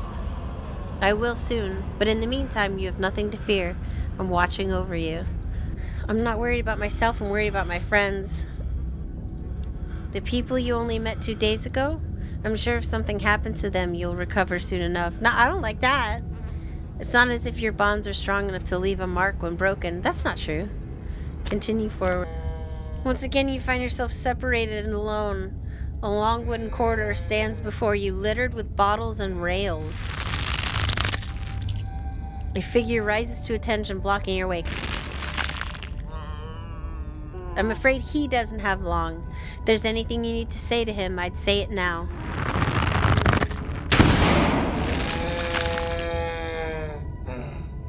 Oscar? As the caretaker is swept away, the room pulls itself to you, and you find yourself looming over a deathbed. The father lies in its center, looking pitifully small. I'm sorry, boy. Sorry I let my troubles drive your mama away. And I'm sorry those troubles mean I'm leaving you all alone now. Who's an alcoholic? Damn it, Junior, how many times do I have to tell you? I tried to stop it from happening, but that damned snake Enoch went behind my back. Not for that. For what you did to our family. We could have just started over someplace new, but instead you became the son of a bitch the Scarlets made you out to be.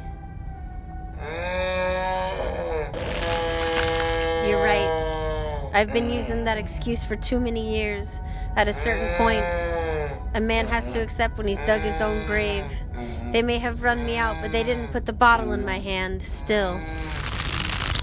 They destroyed our legacy, boy. Both our names are cursed with that history. I'll be dead and gone soon, but I won't be able to rest. Not until our name is cleared. Not until you can pass on this name with pride. This is my only request, Charlie. Go back there. Tell people the truth. Try to find proof. I don't know what you'll have to do, but please. I know I ain't been the best father, but I'm no murderer. I'm guessing this request didn't really pan out. If the Scarlets were exposed for the collapse, Tabitha and I probably wouldn't be around. Damn it, boy, I may not have till the morning. Promise me. Promise you'll go back. And at the very least show the Enoch bastard what for. I promise I'll go back. You watch as the father's body seizes and falls through the sheets, taking the rattling pile of bottles with him. Such theatrics. What a waste of time. Why force you to see any of this?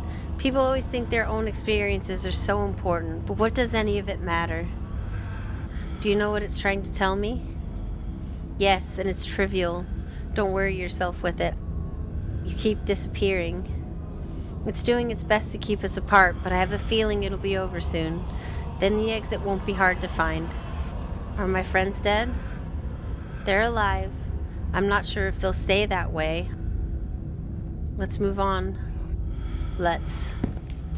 You move back to the bed to quietly leave through the hole the father left behind and crawl through. You find yourself pressed uncomfortably against a trellis. A small castle sits off to one side, off the wall, and the bars of a prison loom over both all of it and all of you.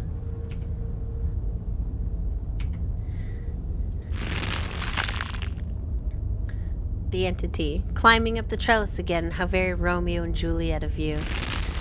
No need to run off. I won't tell the old man. Though you've gotten sloppy, you should try to be more careful if you don't want him putting you in an early grave. Who are you? Are you one of Eddie's brothers? I thought they were dead. No, not one of their brothers. I'm a prisoner, another victim of the Scarlet's lies, like you, Charles Shaw.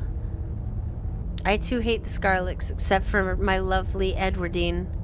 Please do tell me of her secrets and lies. A mere generation makes no difference. His blood runs in your veins, does it not? And now it runs in hers.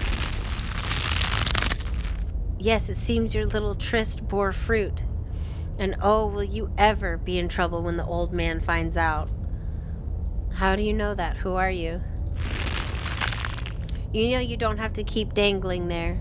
Come inside, you'll be able to hear me through the door just fine. Ugh. The world around you swirls and you find yourself pulled to the other side of the wall. A door bound by countless locks and chains pulsates before you. What is this place? Is there really something like this in the state? Does Tabitha know about it? That's not what I invited you in for. I couldn't escape even with your help. I merely wanted to offer a warning. Leave town now. Why? Why should I leave? You can't take her with you. It's not possible. You can always stay and die. But if I were you, I would use my healthy legs and run as far from Scarlet Hollow as possible.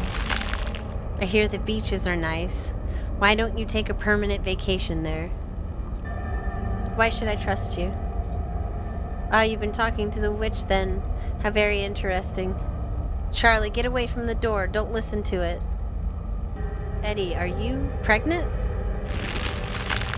How does it know that? Interesting interpretation. Just tell me what's going on. The resonant is doing enough of that. It's giving you all the important details. There's not much more to be said. I get the feeling we're nearly at the end of this little maze. Stay close. Wayne disappears into the dark corridor. You follow close behind. For the first time, you and Wayne enter a new room unseparated, the two of you finding yourselves huddled under a large table. The lover stares through you as indecipherable murmurs and shuffling feet echo from the ends of the table. Yap, yap, yap. Her first little dog? They're so lovely. Are you sure I can keep one? You must have worked very hard on them. Of course, it's a present. When you look at it, you can remember all the fun we've had. Just let the scene play out. There's no use trying to communicate, whether with the resonant or your little friends. I'll try to keep it away from my brother so he does... Jesus. From my brother so he doesn't smash it. Though I wish I could make it move like you can. And you can even do the voices. You know, you could probably make real money if you put on a show for people. Please don't engage with it while I try to find another door. A traveling show? And you'd want me there too? Oh, could we go to towns along the beach? I've heard the Outer Banks are the most beautiful place in the world. Of course, we can go anywhere you want. Thank you, Charlie. I've always wanted to see the ocean.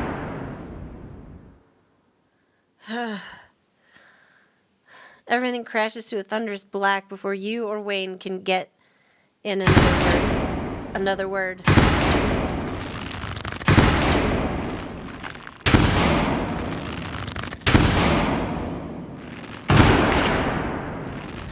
Gretchen.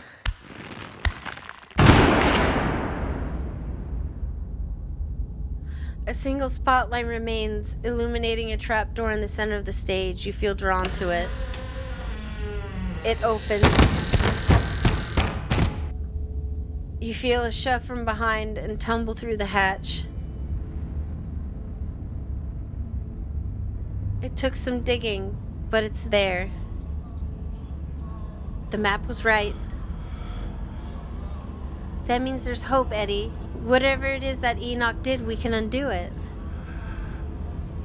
We can be happy together.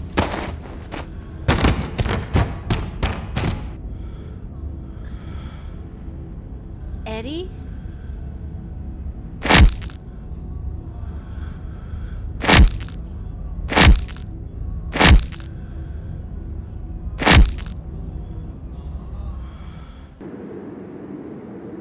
Wayne is gone once again. There's nothing here but you and the howling wood.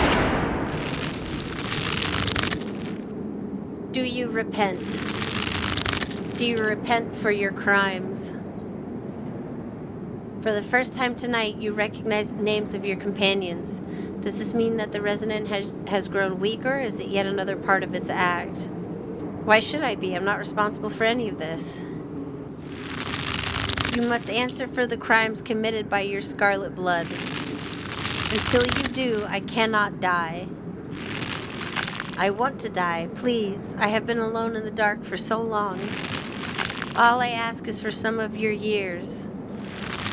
To pay for the years that were taken from me. My life was stolen from me. I want some of yours. Oh, it's only fair. The sins of the father are to be laid upon the children. Forfeit your years and I will finally leave. You can't actually make me do anything, can you? I can keep you here, and I can do whatever I want with them. You can refuse, but if you do, then I will stay. And I will stay until I get what I'm owed. I don't understand. You will live a shorter life, and I will finally be satisfied. I will have justice. I will finally die. I will leave this house at last. How much shorter would my life be? That isn't for you to know, just as it wasn't for me to know. One day, sooner than you'd like, you will die. A smell hits you, that now familiar, wet, unwell odor. What an annoying pest you are, but you couldn't keep me out for long. It seems we've exhausted its power. Holding all these bodies hostage must have been quite taxing. Come along, Ava. It's desperate, but it has no power over you. There's no need to bow to the will of such a frayed and broken consciousness.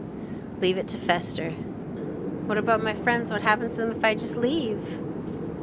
They've already left. They're not a factor in this. I can't just leave the ghost here. You can. Where will Oscar and Rosalina live if the ghost stays? Don't give years of your life for something so insignificant.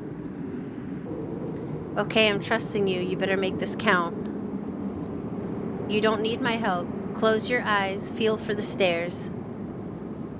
You close your eyes. You fumble in the darkness, reaching out your hands and grasping the air until your palm finds wood. It's the staircase. You can feel it under your hands. You begin your ascent. Good. You've made it out of the pit. His overpowering smell returns as you place a confident foot on the wooden floor of what you assume must be Rosalina's room. You open your eyes as you try to hold your breath. You feel a hand on your back. You shudder, knowing what it's attached to.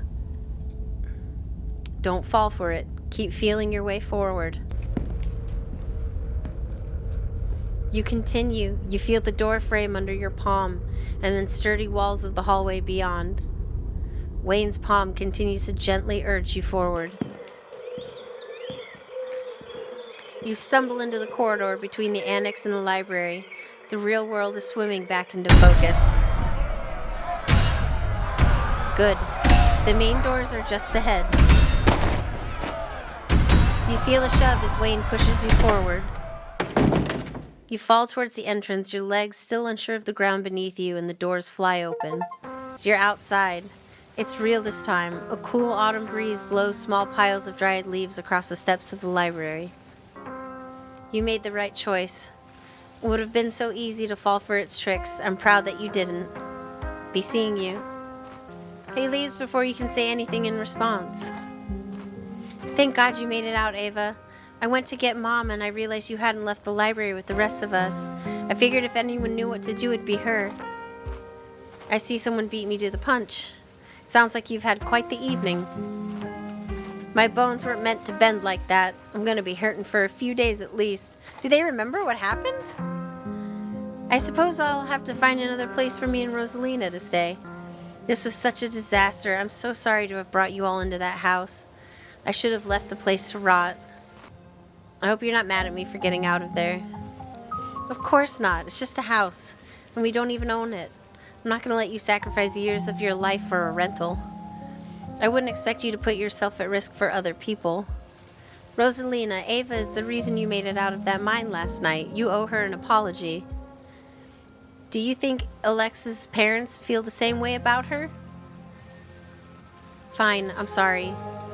Even if we owned the place, that ghost was asking for quite the down payment. I'm sorry we couldn't get rid of your ghost, Oscar. Don't apologize. I wouldn't want you to lose something that important for a rental unit owned by the state. Honestly, if it makes you feel better, I don't think I could have lived with the guilt if you'd made that choice. Yo, Mr. G, we've got a spare room. I don't think my parents would really care. That's really sweet of you, Zane, but... Dad, just take him up on it. You're right. You're right. Thank you, Zane. I'll figure out something more long-term in the morning. Dope. I'm gonna peace out and then let my folks know. See you later, Rosalina. See you later, Mr. G. Zane walks off down the road. To think that ghosts are actually real. Stella's got to be over the moon right now. Actually, wait, where is Stella? Oh, she's just standing there by herself. That isn't like her. I've never seen anything like what we saw tonight. Absolutely dreadful. And I don't think my dear Stella is having an easy time with it. Oh, hey, Ava. You okay? I'm so sorry, Ava. I don't think I can talk right now. I'll call you, okay? She hurries off down the road. Should we go after her? She didn't seem okay. Stella, I think she just needs some time to herself. Stella's never been the kind to share her burdens, and I doubt that'll change just because somebody goes chasing after her. If anything, it'd just make her clam up even more. She's a strong girl. She'll be okay. I'm honestly surprised that she and Zane are the only ones heading out right now. You've all been through something awful, and each and every one of you needs rest. Especially you, Kanika. We don't want that cold of yours to get any worse. God, what a disaster this whole night has been. I had no idea it would turn out like this. I'm so sorry, everyone. Stop apologizing, Dad. We're the ones who don't have a house anymore. We don't even have the library. There was another carving in there. I wonder if those things are tied to everything supernatural that's been happening. Yeah, I wonder. One is a coincidence, but two of them on back-to-back nights? And if you're right, and there's another one in the clinic... I'm sorry, I'm a little lost. You've been finding carvings around town, and they've been giving you visions? This is news to me, too. I'm sure everyone here could stand around theorizing about this and that all night long. There'll be plenty of time for that tomorrow. Ava, I'd love to discuss these visions over tea. I spent a lot of time with Wayne in there. Yeah, I noticed we could smell him as soon as we snapped out of it. What happened? Did he hurt you? You seem to know something about who Avery was playing.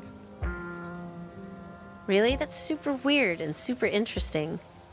Why would he know anything about things that happened here 80 years ago? Wasn't he a drifter? We don't need to trouble Ava for the details. No one pay any mind to that man. He's just a drifter. He'll be gone soon enough. In the meantime, steer clear and he won't make trouble. Didn't even know what you were supposed to be. No idea. The words just came out. There was no context, nothing. There was a weird feeling, like an overwhelming guilt. I was mostly just scared.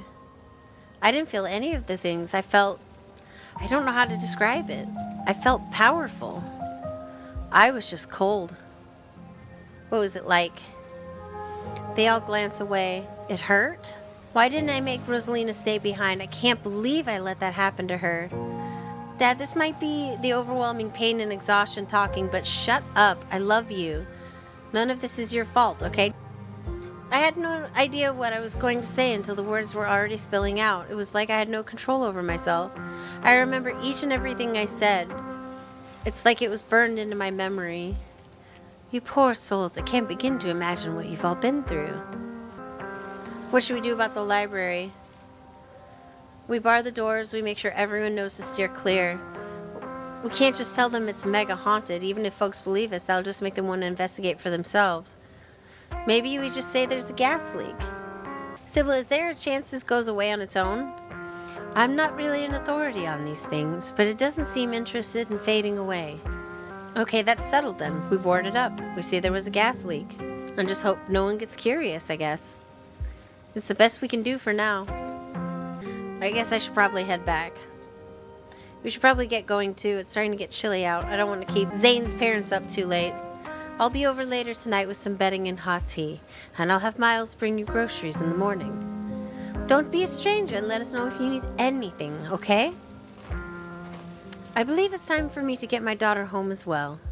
But, Kanika dear, you haven't been feeling well. You need to get some rest. Okay? I'll see you tomorrow, Ava. Yeah, I'll see you tomorrow. Cool. Kanika wearily treks back to the general store. I'll be back in a moment to walk you home, dear. I just need to put the tea on and give your cousin a quick call. Sybil leaves you and catches up to her daughter. My whole body hurts, Mom. What was that? And I want a better answer than a ghost. You'll be all right. Let me get you some of that special tea. It's been working well, don't you think? Special tea? I think ibuprofen would be better, but I gotta admit, the tea has been nice. I'll put the kettle on as soon as we get home. I guess it's just the two of us now. So you have no idea who you were? I could roughly place most of the others. None whatsoever. But I remember everything I said, and I remember that cold feeling. The prisoner of the Scarlets. I wonder what your family was up to back then. I guess we can add it to the ever-growing pile of mysteries. What do you remember? As far as I know, all of it. I might start forgetting soon, but for now it's all fresh. The twisting wasn't the most pleasant, but even though I feel like I got tossed in a blender, it honestly made me feel so alive. So you don't regret coming along tonight? It was a horrible experience. Will stick with me for the rest of my days, and we failed to get rid of the ghosts. But failure is a way of bringing people together, and hey, I got genuinely possessed back there. How many people can say they got possessed by a ghost? I guess we finally have some shared trauma. Ha ha ha. Trauma bonding. Avery chuckles and grabs at their ribs, wincing. Yeah, I guess I do, huh? I know tonight was horrific, but it was also thrilling. And knowing we all went through it together, it makes it easier. There are people to commiserate with tomorrow morning when the soreness really starts to set in. Still, I feel worse for Oscar and Rosalina than I feel for myself. I'll see if there's something Aunt Winnie can do to help them out. At the very least, I can help them spruce things up with some plants once they find a place to settle in. Which reminds me, I'd better get back home. I'm supposed to have a shift tomorrow morning. I might have to call in sick, but here's hoping a good night's sleep is enough to heal up. Avery heads off, leaving the square in front of the library empty. Sybil returns not long after Avery leaves. It's time to go back to the estate. Your cousin wasn't exactly thrilled to hear about what happened tonight, but I think I blunted her anger as much as I could, shall we? The night feels cold, the crunch of leaves beneath your feet, deafening in the quiet wilderness. Let's stop here for a bit. These old bones need a moment to rest. There's ditchlings everywhere. There are, and I'm afraid that they will still be this numerous even if you manage to exorcise the spirit you encountered tonight. Its presence was merely a symptom of rot in this place rather than its cause. People are unfortunately just going to have to get used to the sight of these things in the coming days. Are you a witch? She laughed, surprised by your question. I suppose some people might call me one, but I'm just an old woman who fancies herself a bit of a healer. What you call yourself isn't important. You're more powerful than you let on. Well, I do drink plenty of tea. I'm so sorry, Ava. I completely forgot to send you home with some tonight. Edwardine killed Charles Jr., but it feels like I'm only scratching the surface of things. What has my family done? Is that what the spirit showed you? Your family built one of the most powerful coal empires in Appalachia. Those sorts of things don't come about without betrayal and bloodshed. These are all assumptions, of course. I'm just an old woman who enjoys her tea, and the Scarlet Empire is far older than these rattling bones. If you want the bloody details, I'm afraid you'll have to find them yourself. That's enough rest for me. Let's carry on for a bit. You and Sybil walk deeper into the woods. You're getting closer to the estate. One last rest and we'll get you home. Sybil, what is Wayne? It's like I said, he's just a man. We both know there's more to him than that. The smile briefly fades from her face. It's not exactly polite to share people's medical history. I may not have taken a Hippocratic oath, but I still respect the privacy of others. That doesn't mean you should trust him, though. Be careful with that one. Wayne didn't want me to make a deal with that ghost. Of course he didn't. Some people will never understand the kind sacrifice that was laid upon the table tonight. If you'd gone through with the deal, it would have been an affront to everything he is. There was a stone carving of a goat's head and a pack of wolves in that basement. There was something similar in the mines last night, too. A circle of arms and chains. Both of them gave me visions. Was there now? That's quite an interesting development. Perhaps we can discuss these visions over tea. My grandmother had a special blend that supposedly helped with dreams and visions. I'll be sure to have some ready by tomorrow. Maybe it'll help us piece things together. Tea tomorrow sounds nice. Lovely, I'll be looking forward to it. Are you ready to get moving again? I am. The estate shouldn't be much farther. You and Sybil trek through the remainder of the woods and find yourselves in the outskirts of the estate. I'm looking forward to continuing our chat tomorrow once you've had some time to rest. Good luck handling Tabitha. I tried to soften her up over the phone, but there's only so much softening you can do with someone that prickly, bless her heart. Get a good night's rest, Ava. You've earned it. Sybil heads back through the woods, leaving you alone to face Tabitha. You open the door to the estate as quietly as you can, only to find your cousin anxiously pacing in the foyer. She's been waiting for you. So you finally came back. After last night, I thought we were done with all the running around in secrecy. I guess I was too optimistic. Do you know how stuff like this impacts me? Do you even care? Tabitha, I need to talk to you about some stuff. Now's not really the time. Oscar's house was haunted by the ghost of Charles Shaw Jr., who was murdered by Edwardine Scarlet. It wanted years of my life in exchange for leaving, but I wasn't about to give it away. Was there a gas leak in the library or something? Do you realize how ridiculous you sound right now? There were like 6 other people then. They all corroborated everything I'm telling you. I spent a lot of time with Wayne tonight. Do you think mentioning that awful man is supposed to garner sympathy from me or something? So you do know him. Did I ever say I didn't? He's a creep from a bad time in my life, and I do my best not to think about him, which has become an increasingly difficult task. What is he? A sick man that you should avoid. If I could get him to stop talking to you, I would. He's not the decent man I used to know. There was another one of those stones in Oscar's cave gave me another vision. Like last night, that was gas. I'm sure whatever you thought you saw tonight was similar. Maybe you had another seizure. All the more reason you shouldn't run off and not tell me where you are.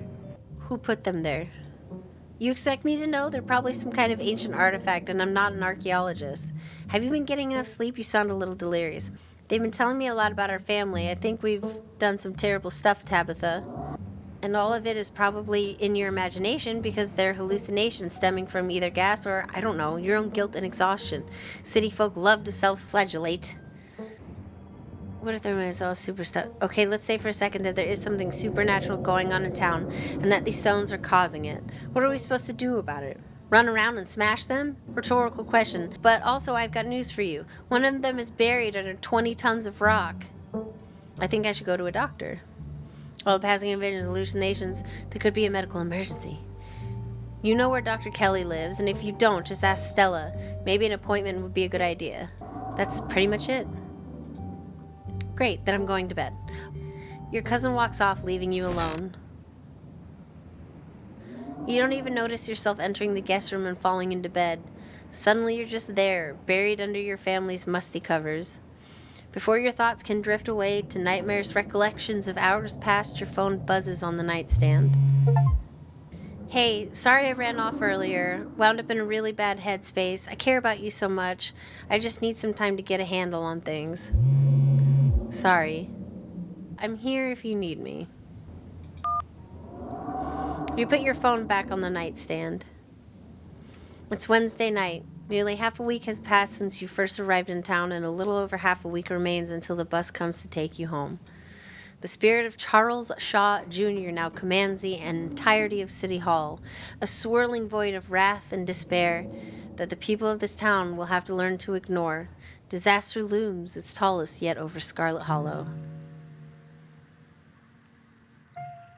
Oh.